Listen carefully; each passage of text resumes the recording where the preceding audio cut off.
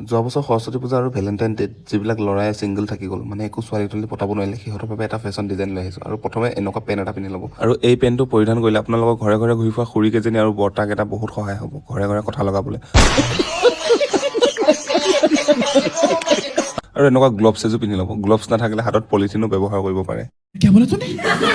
তাৰপিছত এতিয়া আমাৰ মেইন পাৰ্ট ওপৰত ধুনীয়াকৈ গোটেই বডিটো কভাৰ কৰি ল'ব আৰু প্ৰথমে ফেশ্বনটো স্ক্ৰিপ্ট কৰি নিদিব দেই শেষলৈকে চালেহে গম পাব আৰু মাফলাৰ এখন ল'ব যাতে মাফলাত টানি মৰম কৰিবলৈ পায় আৰু লগতে এটা সুন্দনি ল'ব যাতে বজাই বজাই গৈ থাকিব পাৰে আৰু এট্ৰেকশ্যন হ'ব ছোৱালীবিলাকৰ আপোনাৰ ফালে খুব এট্ৰেকশ্যন सारे मिलके हमको पागल बना আৰু যদিও আপুনি ল'ৰাটো হাজবেণ্ড মেটেৰিয়েল নহয় তাৰ প্ৰুফ দিবলৈ এডাল বেলনা লৈ ল'ব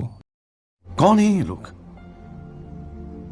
कहाँ से आते हैं তেতিয়া প্ৰুফ হৈ যাব তাৰপিছত আমাৰ মেইন বস্তু হ'ল এটা বাল্টি আৰু এটা চচপেন যোনে মানে আপোনাক ৰিজেক্ট কৰিব বুলি ভাবে চচপেনটোৱে ঠামকৈ দিব গাইজ একো মানে টেনশ্যন নল'ব তো এতিয়া ৰেডি নে ৰেডি নহ'লেও ব'লক আৰু তাৰ পৰা মানে ঘূৰি আহোঁতে মৰম আৰু সন্মান